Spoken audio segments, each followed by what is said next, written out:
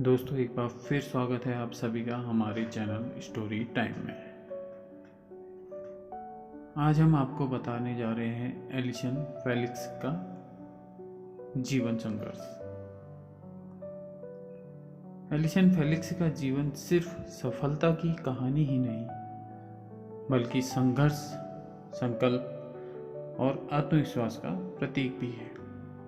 उन्होंने अपनी व्यक्तिगत और पेशेवर जिंदगी में कई चुनौतियों का सामना किया, लेकिन हर बार अपनी हिम्मत और दृढ़ निश्चय से उन्हें पार किया। एक ओर जहां उन्होंने खेल के क्षेत्र में कई कमाल किए, वहीं दूसरी ओर उन्होंने मां बनने के बाद अपने करियर को फिर से संभालने के लिए बहुत संघर्ष किया। प्रेगनेंसी के दौरान और उसके बाद जो कठिनाइयां झेली, उन्होंने एलिसन को और मजबूत और प्रेरणादायक व्यक्ति बना दिया। एलिसन का संघर्ष दिखाता है कि कैसे एक महिला, मां और एथलीट होने के नाते उन्होंने हर चुनौती को अपने सपनों के लिए एक सीढ़ी बनाया। एलिसन फेलिक्स का जन्म 18 नवंबर 1985 को लॉस एंजलिस में हुआ था। उनके परिवार की स्थिति सापेक्ष रूप से अच्छी थी, लेकिन उनकी यात्रा की शुरुआत आसान नहीं थी। एलिसन के पिता पियरे फेलिक्स एक पूर्व हाई स्कूल फुटबॉल कोच थे। उनकी मां मार्था एक शिक्षक थी।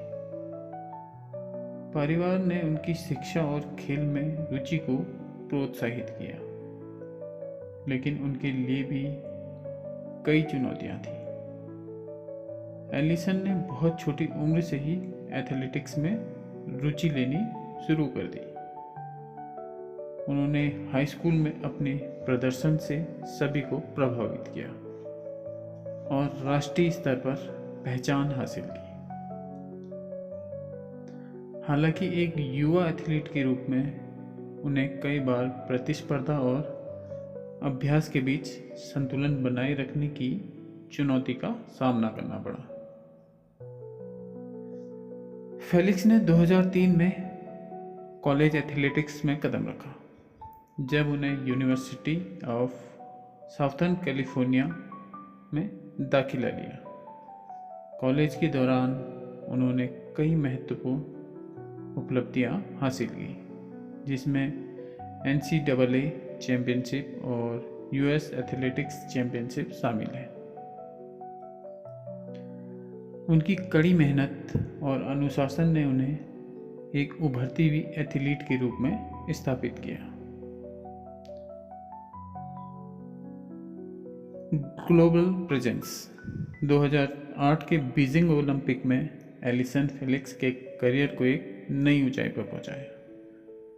उन्होंने 200 मीटर और 4x100 मीटर रिले में गोल्ड मेडल जीता।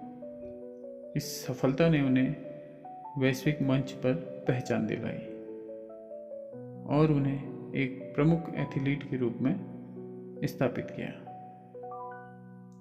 एलिसन ने कहा, "The success I achieved was the result of hard work, dedication and a supportive team around me." उन्होंने कहा कि उनकी सफलता कड़ी मेहनत, समर्पण और एक सहायक टीम के परिणाम स्वरूप मिली है। उन्होंने इस बात को स्वीकार किया कि व्यक्तिगत और टीम समर्थन उनके प्रदर्शन में महत्वपूर्ण भूमिका निभाते हैं। 2012 लंदन ओलंपिक में एलिसन ने अपनी सफलता को बनाए रखा और 200 मीटर और 4x100 मीटर रिले और 4x400 मीटर रिले में स्वर्ण पदक जीते।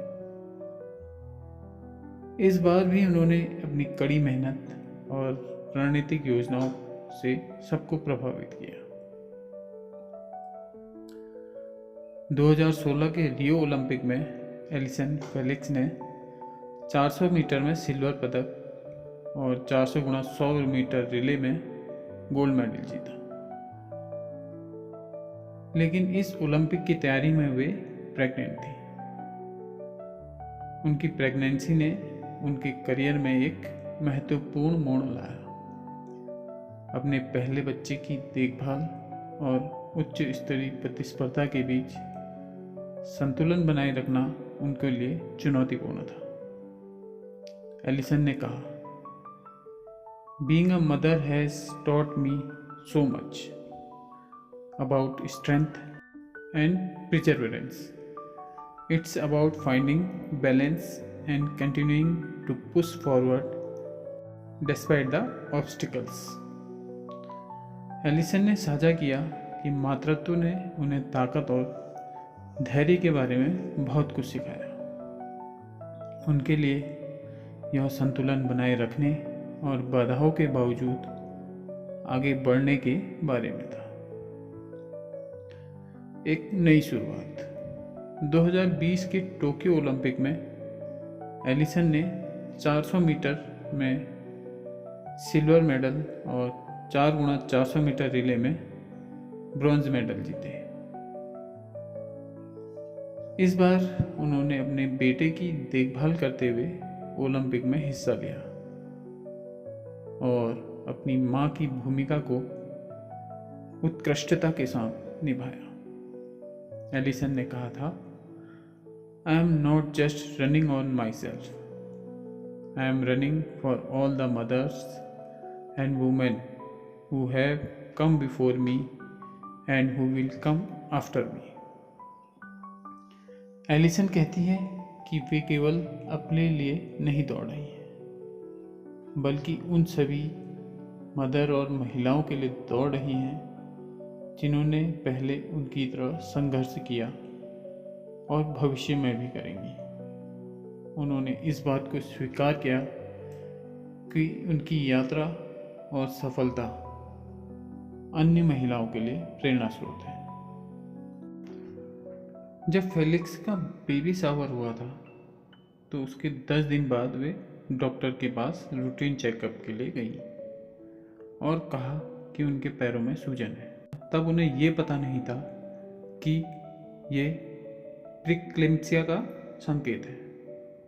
उसके बाद डॉक्टर ने उन्हें अस्पताल भेजा, जहां उनसे कहा गया कि आपको तुरंत डिलीवरी करानी होगी। ऐसे में जब ऑक्सीजन सपोर्ट और सी सेक्शन की तैयारी पूरी तरह से थी, तब फ्लेक्स ने अपनी बहन वेस को कॉल करके लॉस एंजलिस से मिशिगन आने को कहा।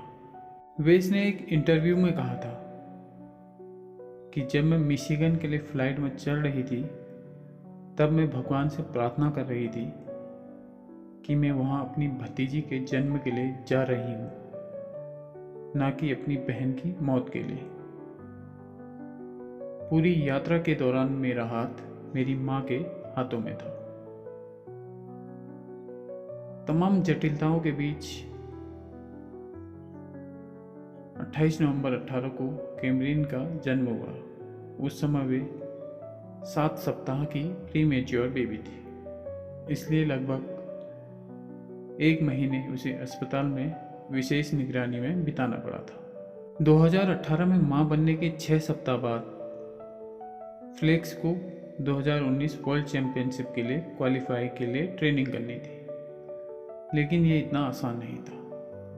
सी सेक्शन की वजह से आसान प्रैक्टिस जैसे घुटनों को छाती तक ले जाने में ही उनको काफ़ी तकलीफ होती थी, लेकिन उन्होंने अपनी कड़ी मेहनत और जज्बे की बदौलत प्रैक्टिस जारी रखी। मन को कभी भारी नहीं होने दिया, निराशा और अवसाद को खुद से दूर रखते हुए जमकर अभ्यास किया, जिसका नतीजा दुनिया के सामने है। फेलिक्स के इस संघर्ष से हमें यह सीख लेनी चाहिए कि जीवन में कितना ही कुछ खराब क्यों ना चल रहा हो, हमें खुद पर निराशा को हावी नहीं होने देना चाहिए। बस आप मेहनत करें, परिणाम खुद ब खुद दुनिया के सामने होंगे। एलिसन फेलिक्स की कहानी हमें सिखाती है कि सच्ची सफलता केवल पुरस्कारों में नहीं बल्कि संघर्ष और धैर्य में भी होती है। उन्होंने साबित किया कि मातृत्व, व्यक्तिगत संघर्ष और उच्च प्रतिस्पर्धा के बीच संतुलन बनाए रखना संभव है। एक बार एलिसन ने कहा था, it's not about how you start, it's about how you finish. Keep pushing, keep striving and never give up. Allison ने कहा, ये महत्वपूर्ण नहीं है कि आप कैसे शुरू करते हैं, बल्कि ये महत्वपूर्ण है कि आप कैसे समाप्त करते हैं। उन्होंने हमें प्रेरित किया कि हमें आगे बढ़ते रहना चाहिए, प्रयास करते रहना चाहिए और कभी हार नहीं माननी चाहिए।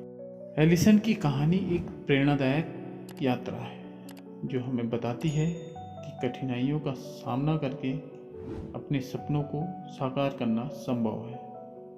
उनकी मेहनत, समर्पण और धैर्य ने उन्हें खेलों की दुनिया में एक प्रमुख स्थान दिलाया है और उनकी विरासत अन्य लोगों को प्रेरित करती है।